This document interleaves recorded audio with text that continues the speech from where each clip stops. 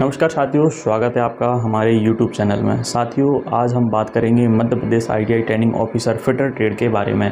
साथियों, आज हम इसके बारे में विस्तार से चर्चा करेंगे, जैसे कि इसमें क्या क्वालिफ़िकेशन होना चाहिए, क्योंकि इसमें बीटेक और डिप्लोमा वाले भी अप्लाई कर सकते हैं, तो उनके लिए कौन सा ट्रेड होना चाहिए। इसके अलावा एज लिमिट क्या होना चाहिए साथियों, तैयारी कैसे करें, कौन सी बुक्स पढ़ें हम, और सैलरी जॉब लगने के बाद सैलरी आपको क्या मिलेगी, तो इसके बारे में हम आज विस्तार से चर्चा करेंगे। साथियों, वीडियो को पूरा देखें, क्योंकि आप वीडियो को पूरा नहीं देखोगे तो आपको बिल्कुल समझ में नहीं आएगा। तो वीडियो को पूरा देखें, अंत तक देखें। चलिए साथियों, और एक छोटी सी रिक्वेस्ट और है आपसे, अगर आपने हमारे चैनल को सब्सक्राइब नहीं किया है तो हमारे चैनल को सब्सक्राइब कर लीजिए और जो बेल आइकन को प्रेस कर लीजिए।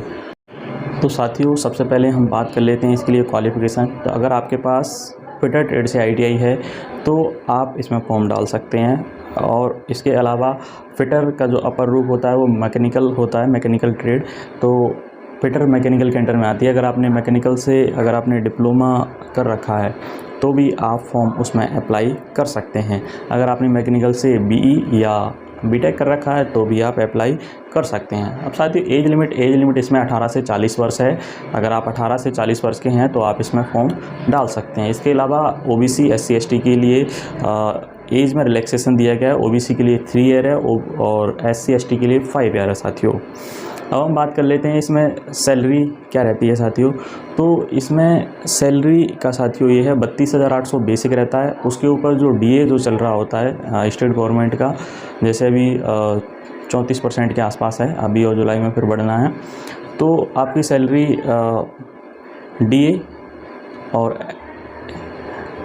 बेसिक पे और फिर HRA मतलब हाउस रेंट अलाउंस, जो सिटी के हिसाब से मिलता है। अगर आप A क्लास की सिटी में हो तो 27%, B क्लास की में हो तो 16%, C क्लास की में हो तो 8%, ऐसे कुछ रहता है। तो उसके हिसाब से आपकी जैसी पोस्टिंग होती है वैसे आपको HRA मिलता है। नहीं तो आपको क्वार्टर भी वहाँ पे अलॉट हो जाते हैं जब आपकी पोस्टिंग होती है। तो साथियों, जॉब बहुत ही ज़्यादा अच्छी है। अगर आपने ITI कर रखी है तो ITI लेवल पे तो एकदम सबसे रॉयल जॉब है ये ITI ट्रेनिंग ऑफिसर की। जब आपने ITI की होगी, अगर आपने सरकारी ट्रेड ITI से अगर फिटर ट्रेड से ITI किया है तो आपको उस टाइम पे वैल्यू दिखी होगी कि एक ट्रेनिंग ऑफिसर की वैल्यू क्या होती है और कितनी रॉयल जॉब होती है। साथियों, हर किसी की इच्छा होती है कि वो ITI ट्रेनिंग ऑफिसर बने। तो आप लोगों के पास ये सुनहरा मौका है। अभी व्यापम का जो एग्ज़ाम कैलेंडर है उसमें इसकी सितंबर की टेंटेटिव डेट है एग्ज़ाम की। तो थोड़ा बहुत आगे पीछे भी हो सकता है, क्योंकि ये अभी बहुत चल रहा है, मतलब कि क्योंकि किसी एग्ज़ाम की जनवरी में डेट थी तो अभी उसका एग्ज़ाम हो रहा है, तो थोड़ा बहुत लेट भी हो सकता है साथियों। लेकिन आप अपनी तैयारी बरकरार रखिए। तो सैलरी की हम बात करें तो सैलरी साथियों आपको स्टार्टिंग में 40,000 के आसपास आपकी ग्रॉस सैलरी बनेगी और कट पिट के आपको 35-36 हज़ार रुपये के आसपास इन हैंड आपके अकाउंट में आएगी। अब साथियों, हम बात कर लेते हैं आपको तैयारी किन किताबों से करनी है। तो सबसे पहले साथियों, मैं दूसरे नंबर की किताब बता रहा हूँ, टॉप नंबर की बाद में बताऊँगा। दूसरे नंबर की जो किताब है, आप जो एशियन की फिटर थ्योरी है उससे आप तैयारी कर सकते हैं। वो बहुत अच्छी बुक है, हर कॉम्पिटिटिव एग्ज़ाम में उससे क्वेश्चन आते ही आते हैं।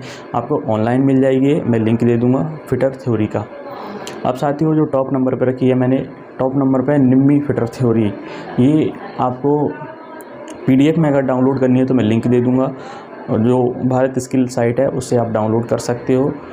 तो ये सबसे बेस्ट बुक है साथियों, निम्मी फिटर थ्योरी।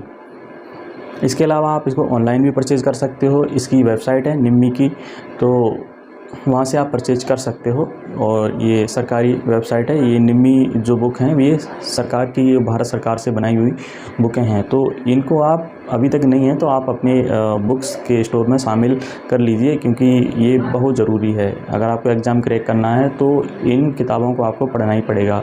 और कोई सी भी किताब पढ़ो या ना पढ़ो, लेकिन इनको बहुत ज़रूरी है पढ़ना।